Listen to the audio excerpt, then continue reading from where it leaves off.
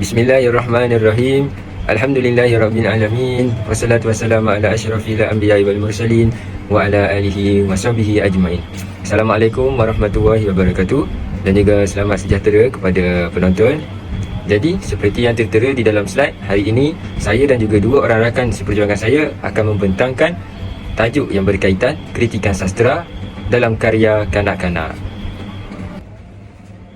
Jadi ini adalah ahli kumpulan kami pada malam ini, yang terdiri daripada 3 orang, iaitu saya, Muhammad Afiq Syukri. Yang kedua, pembentang yang kedua ialah Muhammad Arif Haikal, dan pembentang yang ketiga ialah Muhammad Ikhwan. Jadi ketiga jejak ketampan ini akan memberikan sedikit penjelasan atau membentangkan mengenai kritikan sastera dalam karya kanak-kanak. Baiklah, sebelum kita terus masuk ke dalam topik utama kita, saya akan membaca sedikit dan juga menerangkan sedikit apakah yang dimaksudkan dengan kritikan sastera.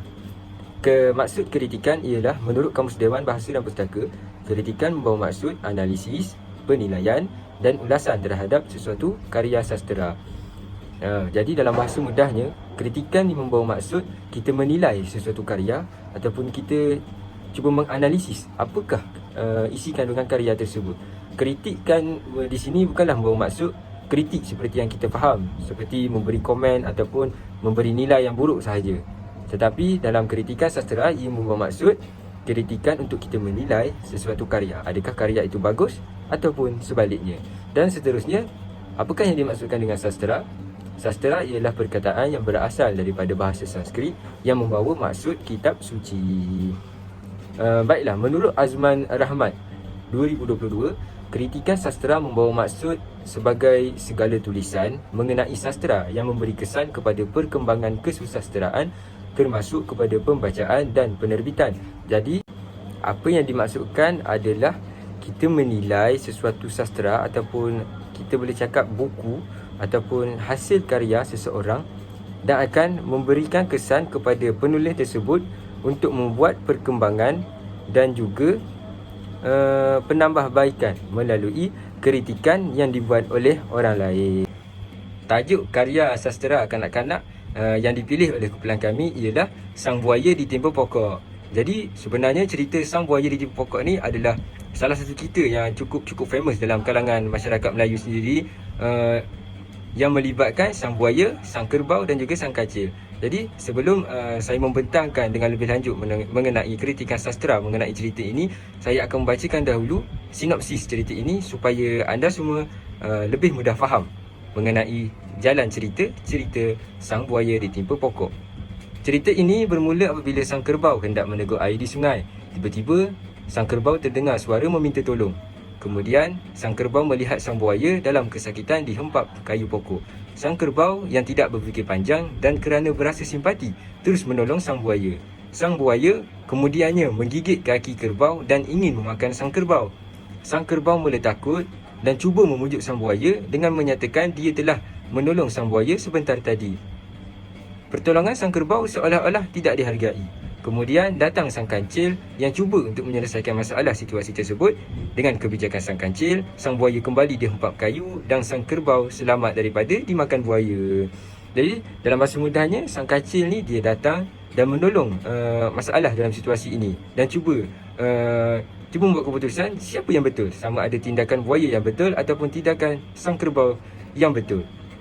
Jadi dengan kebijakan sang kancil ni, dia menyuruh sang buaya dan juga sang kerbau untuk melakonkan kembali situasi yang berlaku. Dan akhirnya sang buaya tertipu dengan helah sang kancil. Jadi sang kerbau pun selamat daripada dimakan oleh sang buaya dan sang buaya kembali dihempap oleh kayu. Baiklah, jadi anda semua dah faham mengenai jalan cerita, mengenai sinopsis cerita ini. Jadi tanpa membuang masa, kita akan terus masuk kepada kritikan sastera yang pertama yang dibuat oleh kumpulan kami, iaitu kritikan sanjungan. Jadi dalam bahasa mudahnya, kritikan sanjungan ni ialah kita menilai hasil karya ini, apa yang bagus dalam buku cerita ini, apa yang memberi impak yang baik kepada pembaca melalui dengan membaca buku ini. Baiklah, cerpen ini menggunakan gaya bahasa dan juga jalan cerita yang mudah difahami oleh kanak-kanak. Jadi, seperti yang kita tahu, kanak-kanak ni perkembangan kognitif mereka bukanlah seperti orang dewasa. Jadi, mereka sekiranya bahan bacaan mereka mudah sukar difahami oleh mereka, jadi menyebabkan mereka kurang minat dalam membaca. Jadi, dalam cerita dan juga dalam buku Sang Buaya di Empat Pokok ni, penulis menggunakan bahasa dan juga jalan cerita yang mudah difahami oleh kanak-kanak. Tambahan pula, terdapat elemen-elemen gambar yang digunakan untuk menarik minat kanak-kanak supaya membacanya. Jadi, apabila jalan cerita mudah difahami, gaya bahasa pun sangat-sangat mudah untuk difahami, kemudian ditambah lagi dengan elemen-elemen gambar yang menarik, yang sangat-sangat menarik, lagi memudahkan kanak-kanak ni untuk faham mengenai jalan cerita Sang Buaya di Empat Pokok ini. Yang seterusnya ialah tempat yang digunakan dalam cerita ini adalah satu sahaja, iaitu di tepi sungai. Dalam cerpen ini, tempat yang digunakan hanyalah di tepi sungai. Hal ini jelas memudahkan kanak-kanak untuk berimajinasi dan juga memahami situasi tersebut. Jadi, seperti yang kita tahulah, dengan pengalaman yang kita ada sebelum-sebelum ni pun, kalau kita membaca buku cerita ataupun membaca sesuatu, kita akan cuba untuk berimajinasi dalam fikiran kita bagaimana situasi itu berlaku. Jadi, disebabkan dalam cerita ini dah ada gambar dengan gaya bahasa yang mudah faham, jadi kanak-kanak ni mudah untuk menggunakan imajinasi mereka untuk lebih memahami apa yang berlaku dalam cerita ni sebenarnya. Jadi, yang seterusnya ialah dalam buku ataupun cerita pendek Sang Buaya di Empat Pokok ni, penulis banyak menerapkan nilai murni seperti nilai keberanian, nilai semangat setiakawan, keikhlasan dalam menolong orang dan juga kebijakan dalam membuat keputusan. Baiklah, kita pergi kepada seterusnya.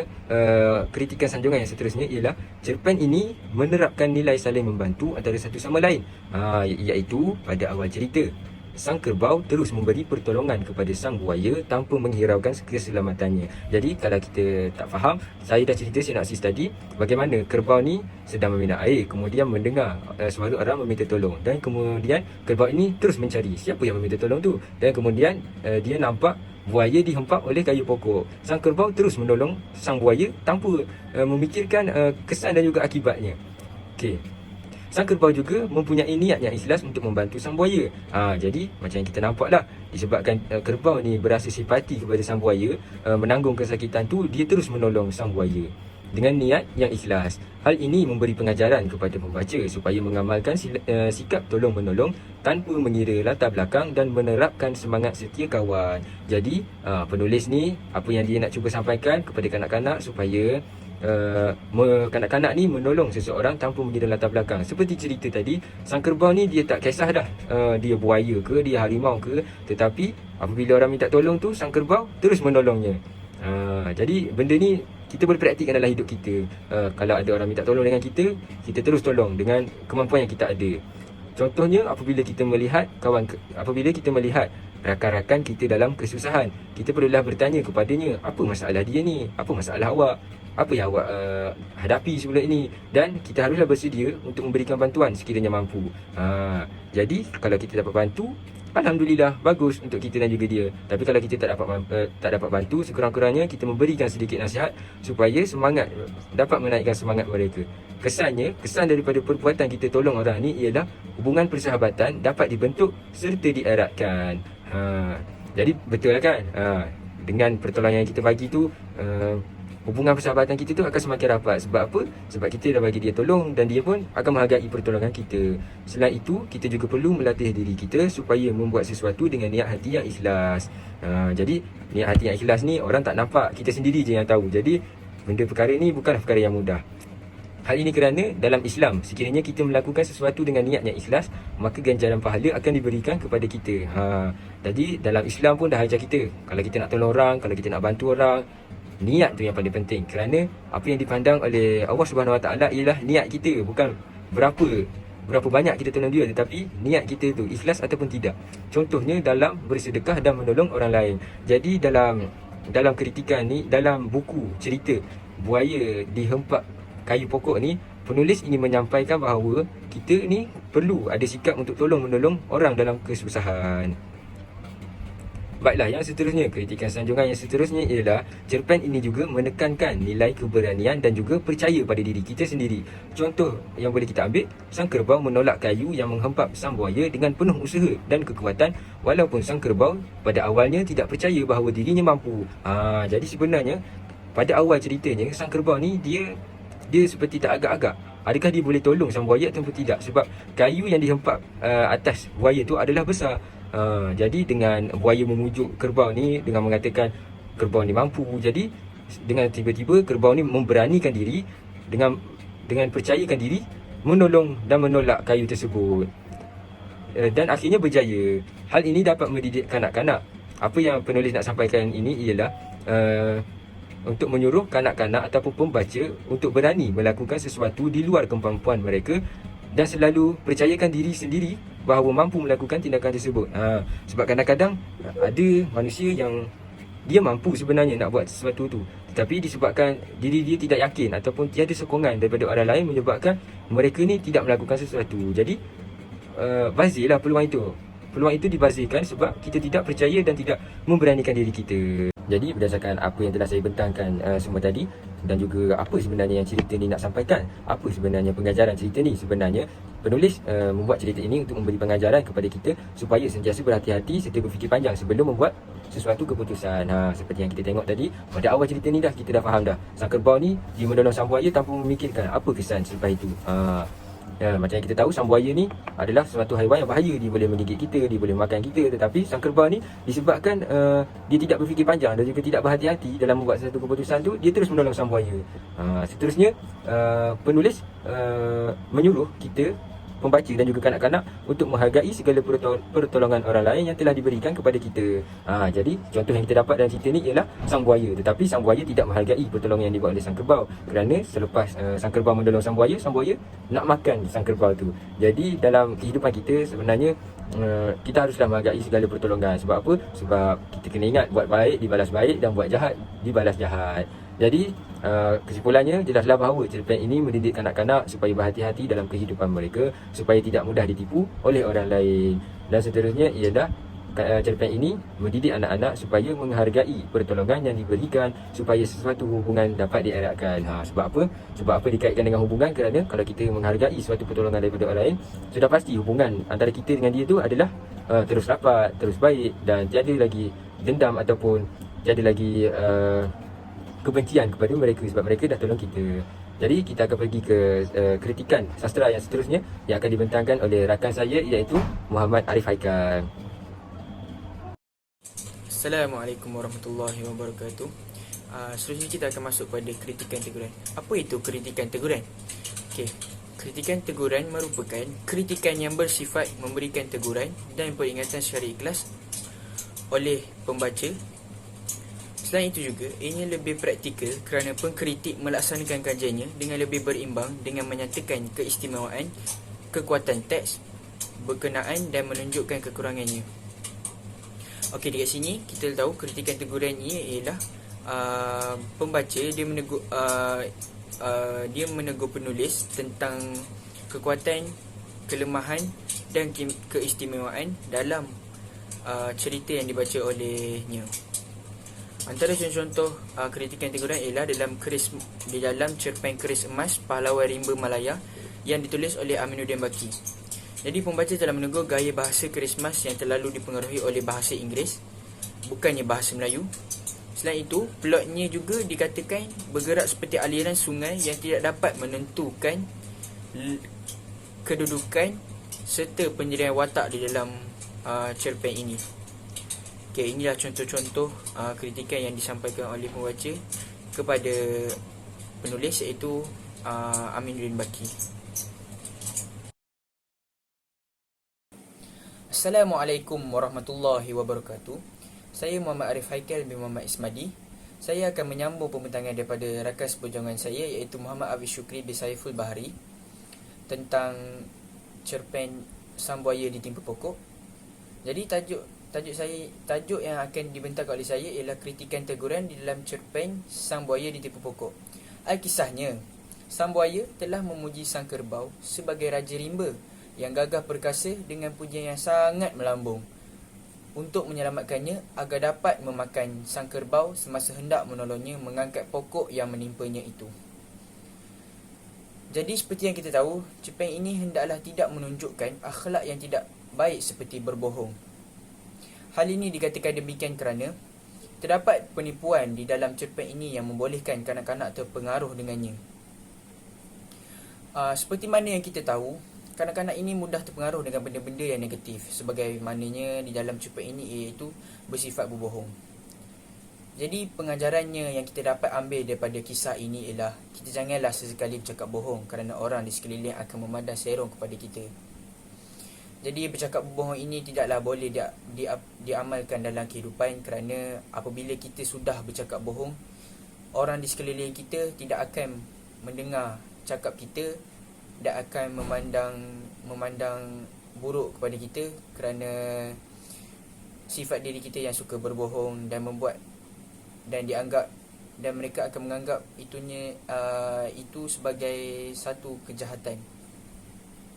Jadi di dalam agama Islam pula ada mendidik kita agar menjauhi sifat membohong agar hidup diberkati oleh Allah Subhanahu Wa Taala. Jadi dekat sini sepatutnya kita hendaklah menjauhi sifat berbohong iaitu sifat mazmumah kerana ianya akan mendorong kepada kekejian terhadap Allah Subhanahu Wa Taala kerana sebagaimana kita tahu Allah Subhanahu Wa Taala tidak suka kepada hamba-Nya yang suka bersifat bohong, bercakap temberang kerana ingin mendapatkan keistimewaan kepada diri mereka sendiri. Seperti yang kita tahu, mereka bersifat bohong kerana untuk memberikan mereka keistimewaan dan sebagainya, untuk memberikan faedah kepada diri mereka sendiri. Okey, kita akan bergerak kepada kritikan teguran yang seterusnya. Alkisahnya, sang buaya ini tidak menghargai pertolongan yang disampaikan oleh sang kerbau. Walaupun sebagaimana kita tahu, sang kerbau ini tidak mengharapkan apa-apa sebarang balasan. Sebaliknya, ia bertindak secara ikhlas untuk menolong sang buaya yang ditimpa oleh pokok sebesar balak. Jadi, tindakan penulis cerpen ini akan menyebabkan kanak-kanak akan terpengaruh dengan perbuatan tersebut kerana beranggapan bahawa pertolongan yang disampaikan oleh sang kerbau itu tidaklah sebesar mana dan ada perkara yang lebih penting daripada pertolongan yang disampaikan oleh sang kerbau tersebut. Jadi hal ini jelas akan mendorong kepada sesuatu perhubungan atau persahabatan akan rosak dan akan menjadi negatif kerana tiada nilai yang murni diterapkan dalam sesuatu persahabatan atau hubungan tersebut. Jadi dekat sini kita perlulah menolong orang itu tanpa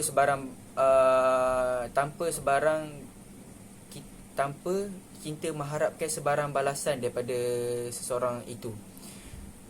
Sebaliknya kita perlulah berniat ikhlas kerana sebagaimana yang kita tahu dalam agama Islam, apabila kita menolong orang dengan ikhlas, pahalanya sangat besar di sisi Allah Subhanahu Taala.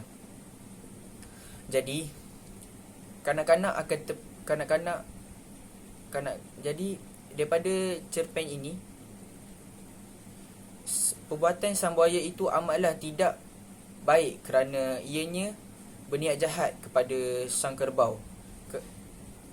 Sebagai yang kita ketahui, sang buaya ini ingin memakan kerbau sebagai santapannya untuk makanan tengah hari. Jadi oleh itu, agama Islam juga telah mendidik kita dan mewajibkan kita untuk menghargai sesuatu pertolongan yang telah diberikan oleh seseorang, tidak kiralah sebesar zarah ataupun sebesar bumi pertolongan tersebut. Kita haruslah menghargai pertolongan seseorang itu kerana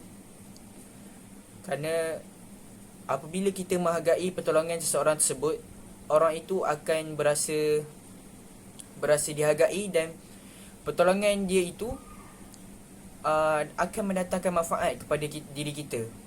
Walaupun kita menganggap pertolongan tersebut tidaklah penting mana dan tidaklah sebesar mana.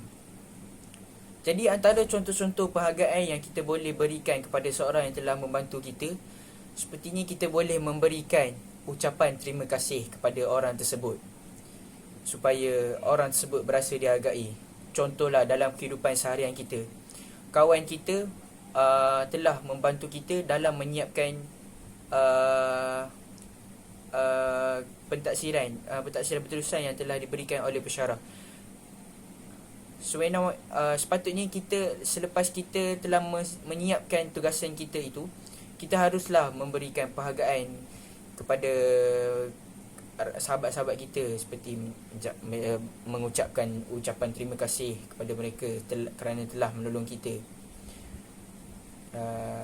Jikalau tiada mereka, maka kita tidak boleh membuat pentaksiran berterusan itu secara sempurna. Okey, baiklah. Kita sudah sampai ke slide kritikan teguran yang terakhir. Okey, kita akan memulakan daripada kisah sang kerbau mudah terpedaya dengan rayuan pertolongan daripada sang buaya, sedangkan sang buaya mempunyai niat yang jahat kepadanya. Okey, baiklah. Apa yang kita dapat daripada cerpen ini, bahawa kita sudah mengetahui sepatutnya kita hendaklah berhati-hati dengan janji manis seseorang. Oleh itu, kanak-kanak akan mengetahui bahawa menolong dan mengikuti apa sahaja yang diarahkan oleh orang yang tidak dikenali adalah berbahaya. Pengajaran yang kita boleh kita ambil daripada sini ialah jangan terlalu cepat percaya dan patuh dengan sesiapa yang kita tidak kenali, terutamanya ditekankan oleh kanak-kanak kerana ianya akan mengundang kepada kes jenayah seperti penculikan. Sebagaimana yang kita tahu, dalam Islam juga ada mengatakan bahawa kita hendaklah menolong orang di sekeliling kita tanpa mengira latar belakang. Namun, cerpen ini menceritakan cerpen khas untuk kanak-kanak yang selalunya akan terpengaruh dengan perbuatan negatif. Jadi, kita tahu bahawa cerpen ini hanyalah menekankan kepada genre kanak-kanak, bukannya genre dewasa. Jadi kita sebagai penulis, kita hendak mendidik kanak-kanak untuk tidak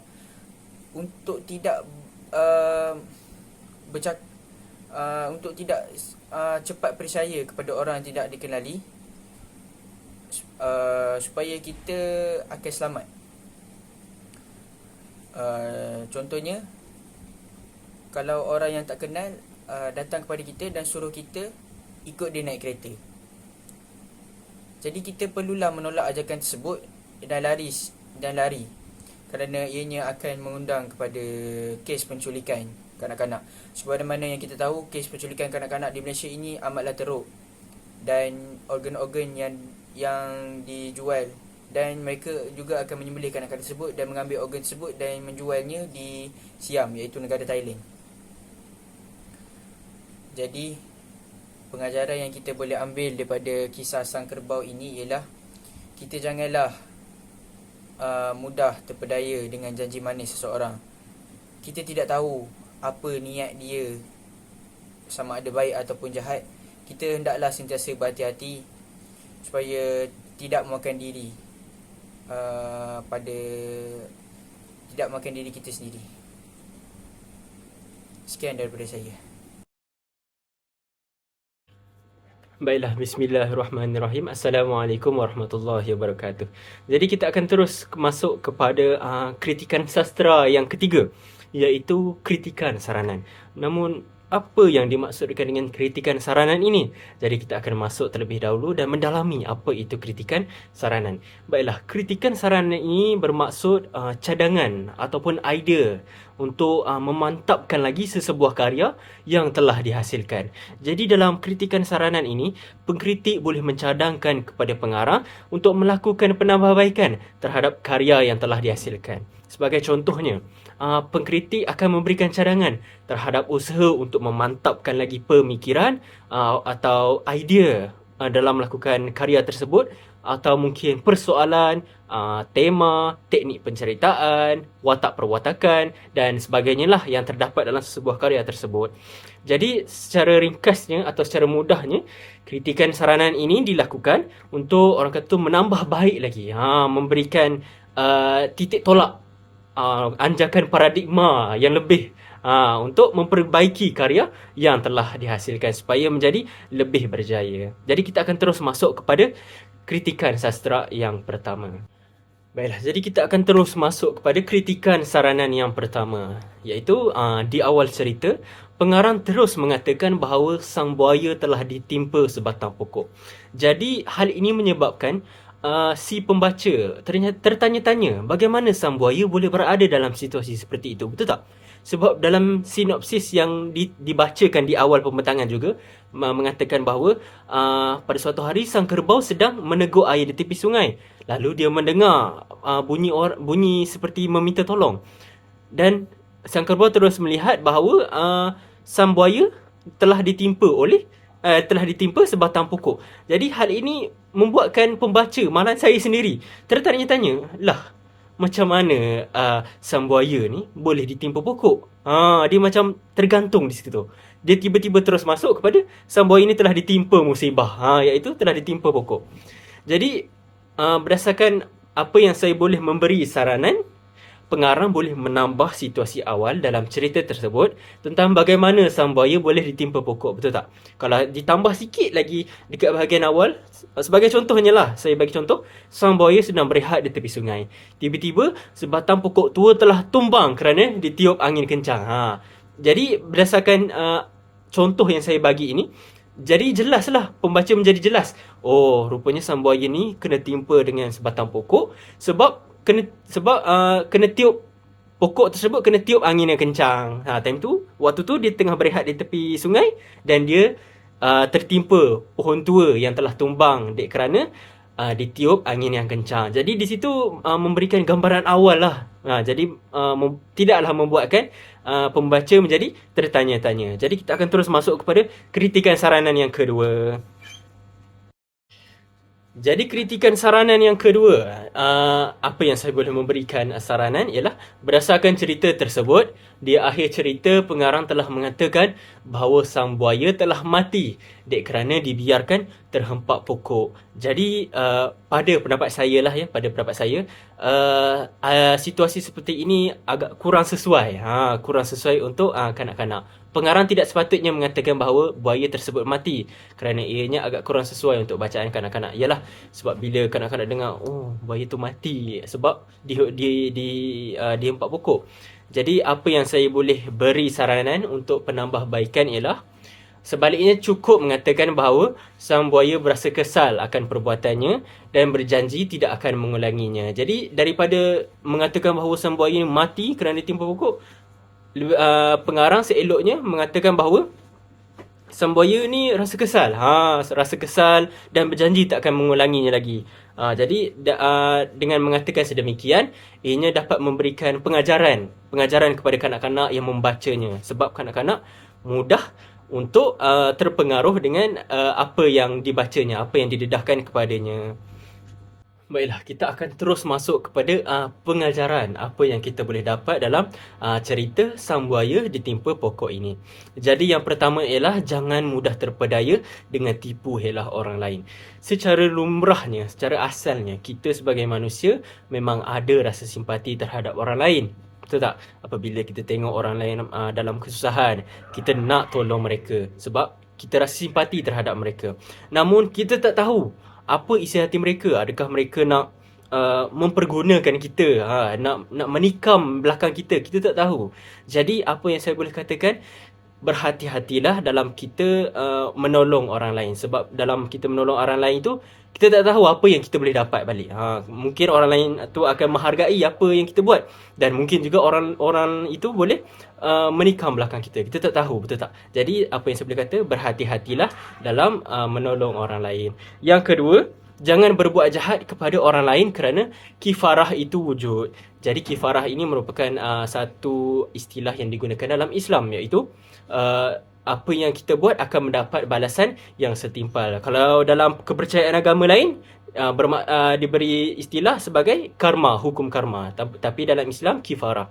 Jadi betul lah kalau orang tua cakap tu, jangan buat jahat kat orang lain, nanti kena kat batang hidung sini, betul tak? Macam gitulah. Jadi kita tak boleh buat jahat kepada orang lain sebab kita kena tahu kita akan mendapat juga balasan dia. Tidak di dunia, di akhirat kelak. Baiklah, kita akan masuk kepada pengajaran yang terakhir, iaitu hargai orang yang telah bersusah payah menolong kita. Jangan jadi macam sang buaya yang tak tahu langsung mengenang budi sang kerbau yang dah susah payah nak menolong dia. Waktu dia susah, waktu dia tersepit tu, sang kerbau angkat pokok, dia ngap je terus kaki sang kerbau. Jadi itu merupakan satu contoh yang tidak baik dan sepatutnya dielakkan lah, ya. Betul tak? Dielakkan. Jangan jadi macam kacang lupakan kulit yang tak tahu mengenang budi orang yang telah menolong kita. Atau jangan jadi bagai anjing, bagai melepaskan anjing yang tersepit. Iaitu menolong orang yang tidak tahu untuk membalas jasa. Oleh sebab itu, untuk menjadi orang yang baik, kita hendaklah menghargai jasa orang lain yang dah bersusah payah menolong kita. Jadi yang terakhir, kita akan masuk kepada kesimpulan apa yang kita boleh dapat dalam cerita ini. Jadi apa yang boleh saya simpulkan ialah cerita Sang Buaya Ditimpa Pokok ini merupakan satu cerita yang menarik. Satu cerita yang dapat menarik minat kanak-kanak, termasuk saya sendiri. Saya pun berasa orang kata tu kagum dengan cerita ini. Dan cerita Sang Buaya Ditimpa Pokok ini juga mempunyai banyak pengajaran yang boleh kita ambil iktibar. Sebagai contohnya, jangan jadi macam buaya. Dan ada satu lagi, jadilah orang yang bijak seperti sang kancil yang bijak menolong orang lain. Betul tak? Jadi itu sahaja daripada kumpulan saya. Saya mengundurkan diri terlebih dahulu. Sekian, terima kasih.